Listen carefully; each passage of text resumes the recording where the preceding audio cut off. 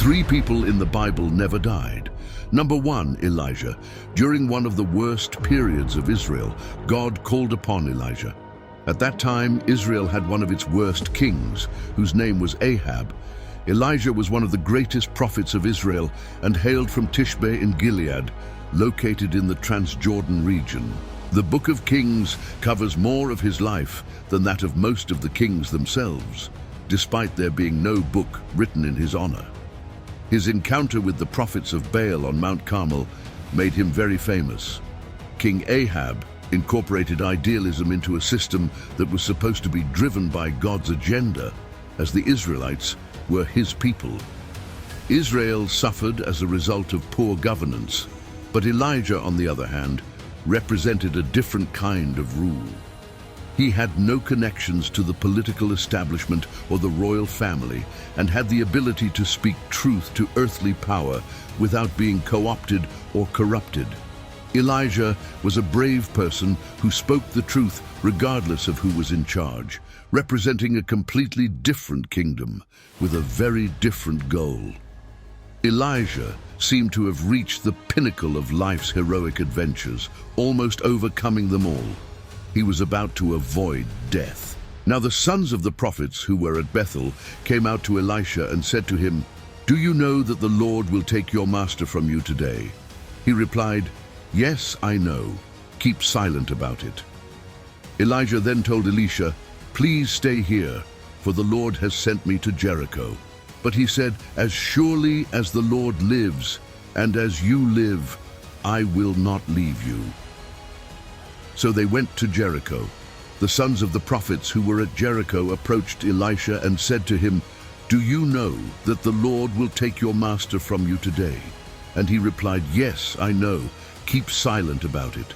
Elijah said, "Please stay here, for the Lord has sent me to the Jordan." But he said, "As surely as the Lord lives and as you live, I will not leave you." So the two of them continued on. The sons of the prophets asked Elisha the same question at both Bethel and Jericho. "Do you know that the Lord will take your master from you today?" Elisha responded the same way both times. "Yes, I know. Now please keep silent." Gilgal was the starting point. According to Joshua 4, Gilgal was the place of the Israelites' camp after crossing the Jordan into Canaan. If you recall your biblical history, this was the point when they were still safe just before they began their invasion into enemy territory. Gilgal was the starting point for Elijah's last journey.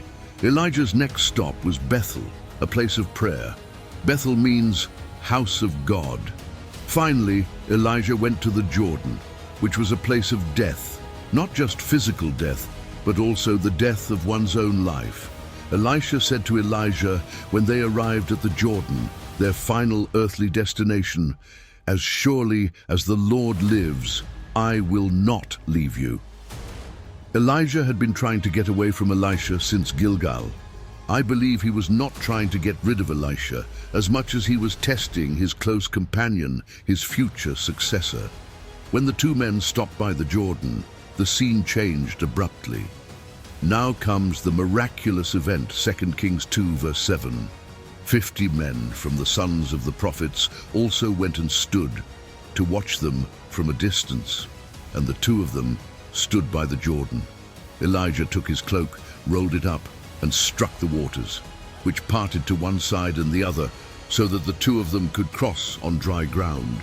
And when they had crossed, Elijah said to Elisha, "Ask what I shall do for you before I am taken from you."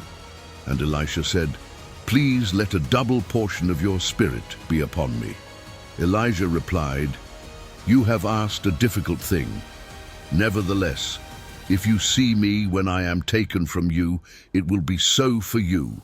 But if not, it will not be so."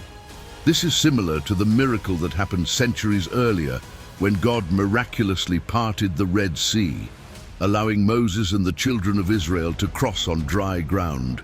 In this case, the waters of the Jordan were divided, allowing Elijah and Elisha to cross the river on dry ground. Then Elijah turned to his friend and asked, "What can I do for you before I go, before the Lord takes me out of this land?" 2 Kings 2:11.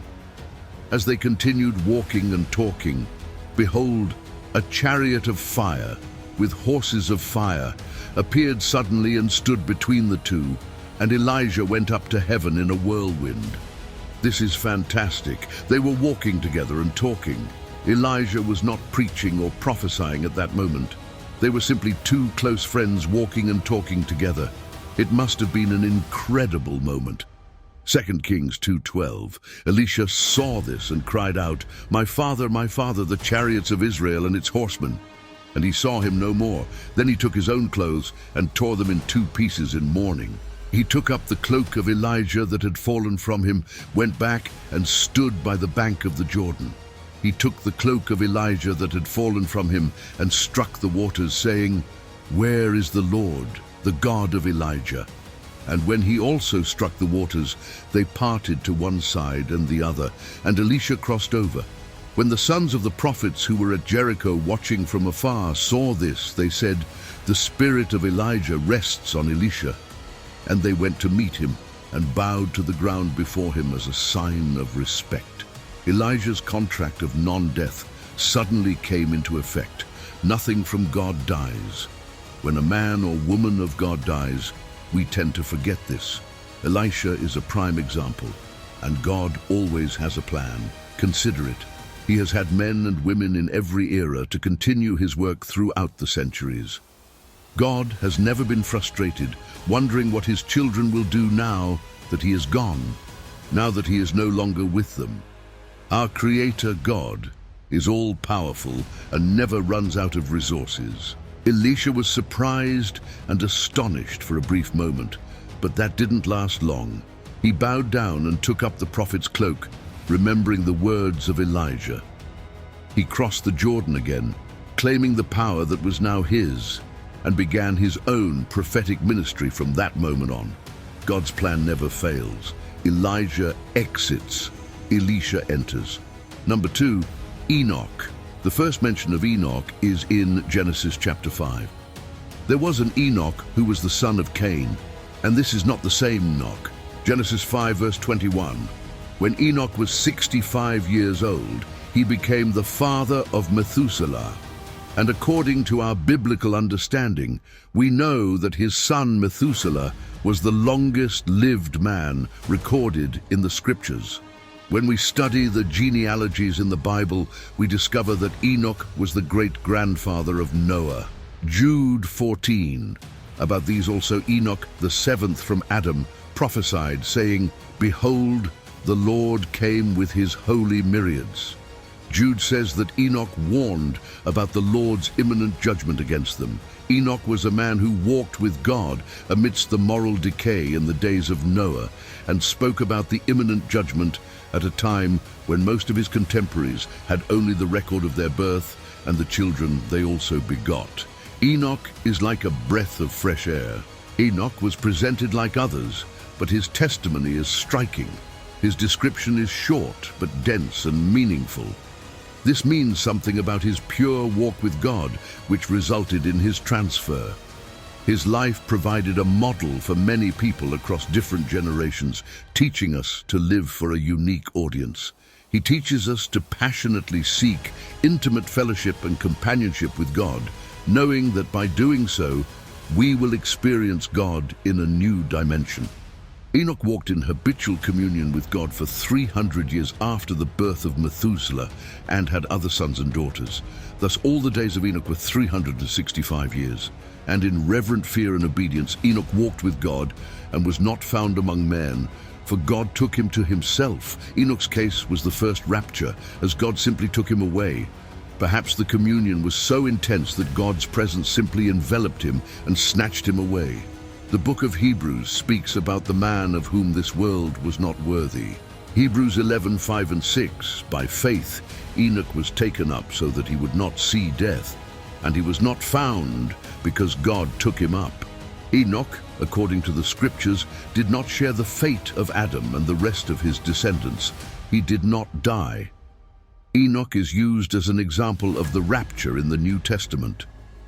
One goal of Enoch's translation is to emphasize the truth of the scriptures that there is a final redemption for all of us who put our faith in the Lord.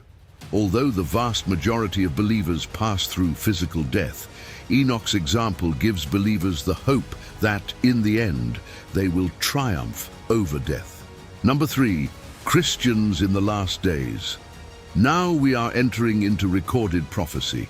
This is one that has yet to be fulfilled.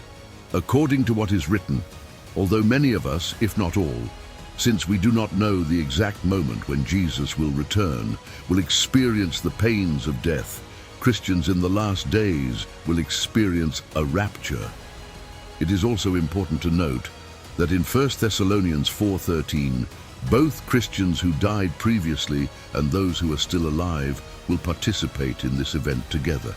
1 Thessalonians 4:13-18.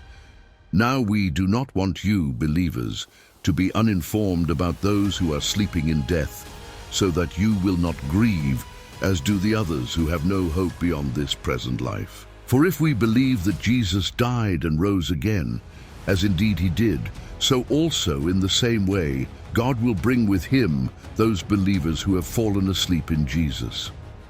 For this we say to you by the word of the Lord, that we who are alive and remain until the coming of the Lord will by no means precede those who have fallen asleep. For the Lord himself will descend from heaven with a shout, with the voice of the archangel, and with the trumpet of God, and the dead in Christ will rise first. Then we who are alive and remain on the earth will be caught up together with them in the clouds to meet the Lord in the air. And so we shall always be with the Lord. Therefore, comfort one another with these words about our reunion with believers who have died. Thus, in both cases, we will experience the rapture at that moment, just like Enoch. Christians will be caught up in the air. Therefore, one of the reasons for Enoch's translation is that it prefigures an entire generation of believers who will not taste death.